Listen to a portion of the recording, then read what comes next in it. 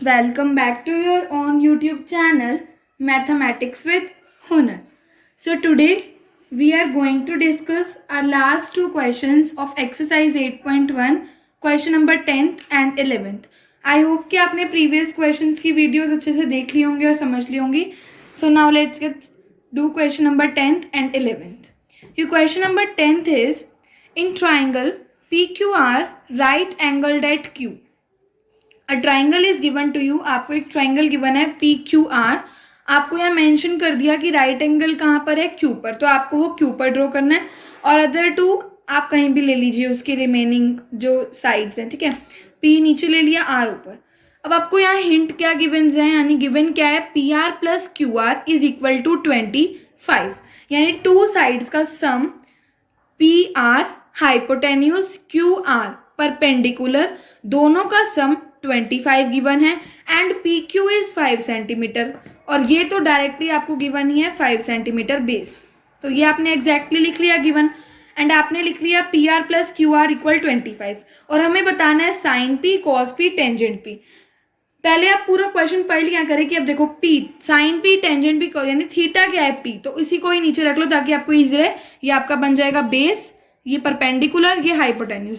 अगर निकालना होता sine R, cos R, tangent R, तो आपको ये बेस देना पड़ता.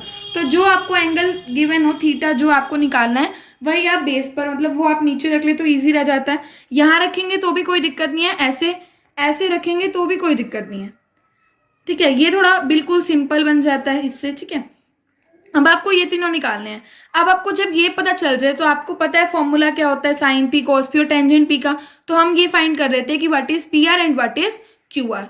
तो हमने क्या किया, क्यू आर को एक्स मान लिया. क्यू आर को हमने क्या मान लिया, एक्स, जो कि परपेंडिकुलर है. तो हमारा पी आर क्या आ जाएगा, अगर मैं क्यू आर को उधर ले जाऊं 25 minus Q R, that is 25 minus x. तो यहाँ से पी आर क्या आ गया, 25 माइनस क्यू आर, और क्यू आर को मैंने क्या लेट कर लिया, एक्स. चाहे आप यहाँ क्यू आर भी रख सकते हैं, no problem. So by Pythagoras we will find in triangle PQR, PR square hypotenuse. Hypotenuse क्या है, 25 माइनस एक्स का स्क्वायर. PQ आपको गिवन है 5 का 5 एंड QR हमने लेट कर लिया x. ठीक है, तो यहाँ से हम फॉर्मूला लगाएंगे a माइनस बी स्क्वायर का. क्या होता है, a square plus b square minus 2ab. ये क्या होता है, आपका फॉर्मूला होता है a minus b square identity. So a square that is 25 square 625, b square x square minus 2 into a, 2 into a 25 into 2 50b x minus 50x, 5 का square 25, x का square x, x square से x square आपका हो गया cancel. 625 इधर minus 25 को shift कर दिया, यहाँ पर 50 को ले गए उधर, 50 हो गया पॉजिटिव का और ये पॉजिटिव था तो ये हो गया नेगेटिव का. 625 माइनस 25 विल बी 600 एंड अब क्या करेंगे, बाय में 50 ले आओ तो आपका x क्या आ जाएगा, 12. x की वैल्यू क्या आ गई हमारे पास, 12.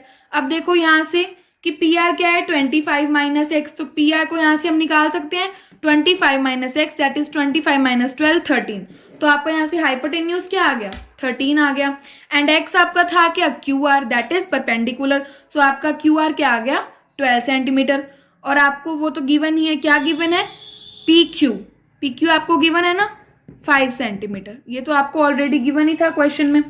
अब आपको पता है इंट्रोडक्शन वीडियो में आपने देखा होगा कि पंडित बद्री प्रसाद हर हर बोले. ये आपको जरूर याद रखना है. ये होगा साइन, कॉस, टेंजेंट. इसका अपोजिट होता है कोटेंजेंट. कॉस का होता है सीकेंट, साइन का होता है कॉसिकेंट. अब आपको निकालना है sine, that is P by H. अब इतना पता है तो आपको क्या करोगे, पी बाई एच परपेंडिकुलर क्या है मेरे पास, अभी निकाला 12 एंड हाइपोटेन्यूज 13, 12 बाई 13 आ गया. कॉस पी क्या होगा, बी बाई एच. बेस क्या गिवन था हमें ऑलरेडी, पी क्यू 5 गिवन था एंड हाइपोटेन्यूज 13.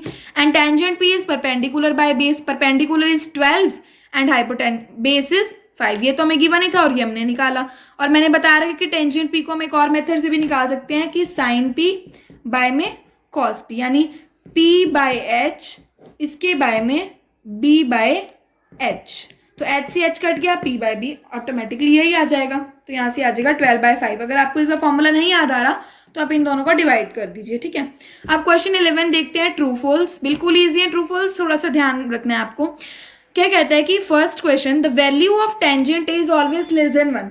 कि जो टेंजेंट है उसकी वैल्यू क्या होती है, हमेशा ही 1 से छोटी होती है। अब ये जो क्वेश्चंस हैं आपको जब टेबल याद होगी 8.2 की तो आप इजीली कर लेंगे। अभी मैं आपको बता देती हूँ कि टेंजेंट ए जो है 45 डिग्री पर, यानी टेंजेंट 45 आपका क्या होता है 1 होता है, तो ऑलवेज लेस देन 1 कहाँ हुआ।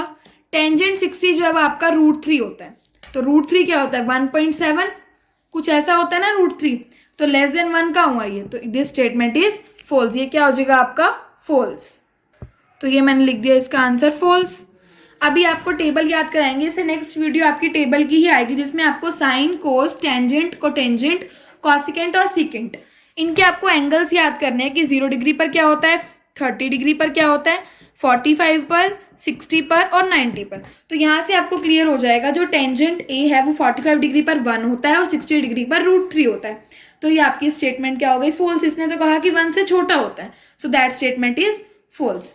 Secant A is 12/5 for some value of A. Secant A जो है वो 12/5 होगा for some value of A. A क्या होगा यहाँ पर आपका थीटा, कि थीटा के लिए जो सीकेंट ए है यानी एक एंगल ही दे रखा है आपको ए कि 12/5 होगा, तो 12/5 अगर आप इसको डिवाइड करते हैं तो क्या आएगा 2 पॉइंट समथिंग ही आएगा ना, बट तो जो सीकेंट ए होता है वो आपका क्या होता है ऑलवेज ग्रेटर होता है 1 से, इट मीन्स उसमें 2 भी आ सकता है, so that statement is true.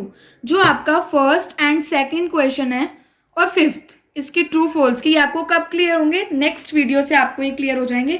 सो अभी के लिए आप 3 क्वेश्चंस को स्किप कर देना और अगर आपको टेबल आती है तो आपको ये क्लियर होंगे, ठीक है। Cos is abbreviation used for cosecant of angle है, ये मैंने आपको पहले भी एब्रीवेशंस बताए थे क्या, कि साइन जैसे कॉसिकेंट है आपका, कॉसिकेंट की एब्रीवेशन क्या होती है कॉसिक, कोसाइन की क्या होती है कॉस, साइन की क्या होती है साइन ही होती है, ठीक है। कोटेंजेंट की क्या होती है कॉट होती है, टेंजेंट की टैन और सीकेंट की सेक, सीकेंट की सेक बोल देते हैं, ठीक है। तो ये एब्रीवेशंस होती है, यानी शॉर्ट में इन्हें क्या बोल सकते हैं।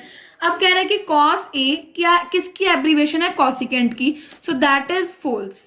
कॉसिकेंट की तो क्या एब्रीवेशन होती है कॉसिक, और कॉस ए किसकी एब्रीवेशन है कोसाइन की। अगर यहाँ चेंज कर दे लिख दे कोसाइन तो तब ये स्टेटमेंट आपकी हो जाएगी ट्रू, ठीक है। फोर्थ पार्ट देखिए कि cotangent A that is cot A is the product of cot and A. Cot and A, cotangent A जो है आपकी सिंगल टर्म है, विदाउट कोट आपका कुछ भी नहीं है अगर उसके साथ एंगल ही नहीं है। अगर कोट यानी कोई भी ट्रिग्नोमेट्रिक रेशियो के साथ एंगल नहीं है तो वो कुछ भी नहीं है, वो चीज कोट साइन ये नथिंग है, सो ये प्रोडक्ट नहीं है, ये एक सिंगल टर्म है, so that statement is false, ठीक है। And fifth last one sine theta 4/3 for some angle theta, ठीक है। 4/3 दैट इज 1 पॉइंट समथिंग आएगा इसका आपके पास, तो 1.3 कुछ, बट जो साइन थीटा होता है साइन थीटा 90 डिग्री पर क्या होता है आपका 1, और वैसे साइन 90 मतलब साइन थीटा की वैल्यू कहाँ से कहाँ तक लाई करती है -1 साइन थीटा से कहाँ तक लाई करती है आपकी 1 तक। साइन थीटा की वैल्यू आपकी क्या होती है 1 से छोटी और -1 से बड़ी, तो यहां तो कह रहा है 1.3 1 से तो छोटी होती है, तो दैट स्टेटमेंट इज फॉल्स। अभी आपको पता चल जाएगा टेबल वाली वीडियो में कि साइन 90 डिग्री आपका 1 होता है, ठीक है, और 1 से बड़ी होती ही नहीं साइन की वैल्यू, 1 से फिर छोटी होती हैं जितनी भी होती हैं 0, फिर 0 से भी नेगेटिव वैल्यूज भी लग जाती हैं जैसे जैसे एंगल आपका इंक्रीज करता है। सो अगर अभी आपको ये 1, 2nd एंड 5th पार्ट अगर क्लियर नहीं है तो डोंट वरी, अभी जब हम टेबल करेंगे तो आपको आई होपफुली क्लियर हो जाएगा, ठीक है। So that's all for today, hit like, do comment and please subscribe your on YouTube channel and जल्दी जल्दी से सब्सक्राइबर्स को इंक्रीज करो, वीडियो को वॉच करो। So thank you very much.